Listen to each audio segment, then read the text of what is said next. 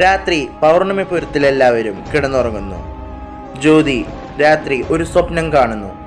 ആ സ്വപ്നത്തിൽ ഒരു രഹസ്യ അറയും ഒരു പഴയ കൊട്ടാരവും അതുപോലെ ഒരു നാഗരത്നവും കാണുന്നു. പെട്ടെന്ന് ജ്യോതി സ്വപ്നത്തിൽ നിന്ന് ഞെട്ടി ഉണരുന്നു. ജ്യോതി സ്വയമേ പറഞ്ഞു, ഈശ്വര, ഞാൻ എന്ത് സ്വപ്നമാണ് കണ്ടത്? ഈ വീട്ടിൽ ഒരു മുറിയും അതുപോലെ ഒരു രഹസ്യ അറയും എൻ്റെ കയ്യിലുള്ള അതേ രത്നവും പിന്നെ ഒരു കൊട്ടാരവും കണ്ടു. എന്താണ് ഇതിൻ്റെ അർത്ഥം? രാവിലെ രാമചന്ദ്രനും രവീന്ദ്രനും രാജശേഖരനും രവിയും ഓഫീസിലേക്ക് പോയി. കുട്ടികൾ എല്ലാവരും സ്കൂളിലും കോളേജിലും പോയി. യമുന, വൈശാലി, നീലിമ, മുത്തശ്ശിയും കൂടി സ്വാമിയുടെ അടുത്തേക്കും പോയി. വീട്ടിൽ ജ്യോതിയും നയനയും രവിയുടെ ഭാര്യ ശരണ്യയും മാത്രമാണുള്ളത്.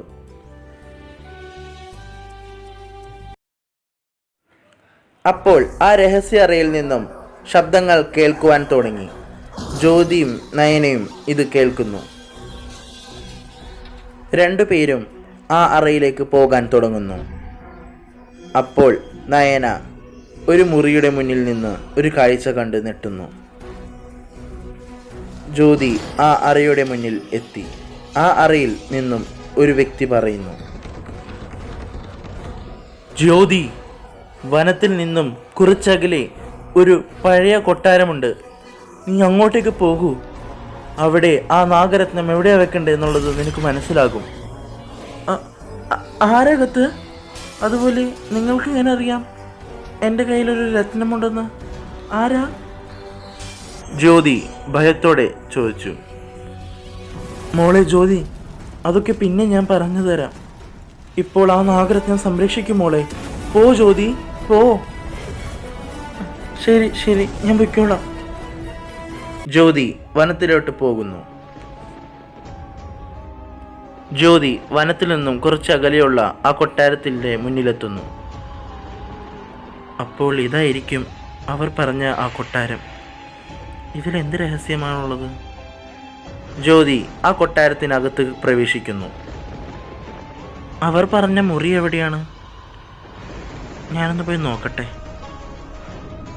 ജ്യോതി അവിടുത്തെ മാറാലയെല്ലാം കളഞ്ഞ് അകത്തേക്ക് കയറുന്നു. അകത്ത് കയറുമ്പോൾ ഒരു മുറിയുടെ മുൻപിൽ ജ്യോതി എത്തുന്നു. അല്ല, ഇത് ഞാൻ സ്വപ്നത്തിൽ കണ്ട അതേ മുറി തന്നെയല്ലേ? ജ്യോതി അതിനകത്ത് പ്രവേശിച്ചു.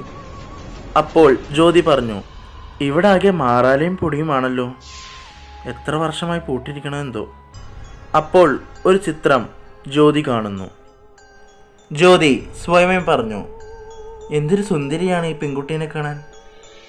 ആരായിരിക്കും പെൺകുട്ടി?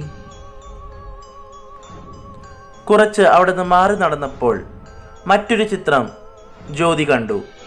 അത് നയനയുടെ ചിത്രമായിരുന്നു. ജ്യോതി പറഞ്ഞു, ഇത് നയന മാഡത്തിൻ്റെ ചിത്രമല്ലേ? അവരുടെ ചിത്രം എന്താ ഇവിടെ? ജ്യോതി സംശയത്തോടെ അവിടെ നിന്നും പോയി. ജ്യോതിക്ക് ഒരു പുസ്തകം കിട്ടുന്നു. ആ പുസ്തകത്തിൻ്റെ പേര് നാഗരത്നം എന്നായിരുന്നു. ജ്യോതി ആ പുസ്തകം വായിക്കുവാൻ തുടങ്ങി. നാഗരത്നം. 100 വർഷങ്ങൾക്ക് മുൻപ് 10 നാഗലോകങ്ങൾ ചേർന്ന് സൃഷ്ടിച്ചതാണ് ഈ നാഗരത്നം. 24 വർഷങ്ങൾക്ക് മുമ്പ് ഒരു നാഗകന്യക സംരക്ഷിച്ച ഈ നാഗരത്നം കുറച്ചാളുകൾ ചേർന്ന് മോഷ്ടിക്കുന്നു. ആ നാഗരത്നം ആ കാടിൻ്റെ ഹൃദയമായിരുന്നു. അതുകൊണ്ട് തന്നെ ആ വനം നശിക്കുവാൻ തുടങ്ങി. ആ രത്നം 288 പൗർണമിക്കുള്ളിൽ തിരിച്ചു വെച്ചില്ലെങ്കിൽ ഈ വനം മുഴുവനായി നശിക്കും. ജ്യോതി ഒന്ന് ചിന്തിച്ചു. ജ്യോതി പറഞ്ഞു, ഒരു വർഷം 12 പൗർണമികളാണ് ഉള്ളത്. അപ്പോൾ 24 വർഷങ്ങൾക്ക് മുൻപെന്ന് പറയുമ്പോൾ ഈ സംഭവം നടക്കുന്നത് എപ്പോഴാണെന്ന് നോക്കട്ടെ. ഓഗസ്റ്റ് 8, 2000. അപ്പോൾ 24 വർഷം കഴിഞ്ഞില്ലേ? അപ്പോൾ ഈ മാസത്തെ പൗർണമിക്ക് മുൻപ് തന്നെ ഈ നാഗരത്നം ആ ക്ഷേത്രത്തിൽ വെക്കണം. ആ രത്നം എങ്ങനെയാണ് ഇരിക്കുന്നത് നോക്കട്ടെ എന്ന്. ഇത് തന്നെ. ഇത് എൻ്റെ കയ്യിലുള്ള അതേ രത്നം പോലെയുണ്ടല്ലോ. ഈ രത്നമാണ് ആ ക്ഷേത്രത്തിൽ വെക്കേണ്ടത്. ഇനി പൗർണമിക്ക് എത്ര നാളുണ്ടെന്ന് ഞാനൊന്ന് മൊബൈലിൽ നോക്കട്ടെ. ജ്യോതി മൊബൈൽ ഫോൺ എടുത്ത് ഗൂഗിളിൽ സെർച്ച് ചെയ്ത് നോക്കി. ഇനി പൗർണമിക്ക് 2 നാളും കൂടി ഉള്ളൂ. അപ്പോൾ അതിനു മുൻപ് തന്നെ ഈ നാഗരത്നം ആ ക്ഷേത്രത്തിൽ വെക്കണോ? ഇത് എന്നെക്കൊണ്ട് കഴിയുമോ? ജ്യോതിക്ക് പൗർണമിക്ക് മുമ്പ് തന്നെ ആ നാഗരത്നം സംരക്ഷിക്കുവാൻ കഴിയുമോ? കാണൂ വാസുകി, നാളെ രാത്രി 9 മണിക്ക് SHD സ്റ്റുഡിയോസ്. മറക്കാതെ കാണുക.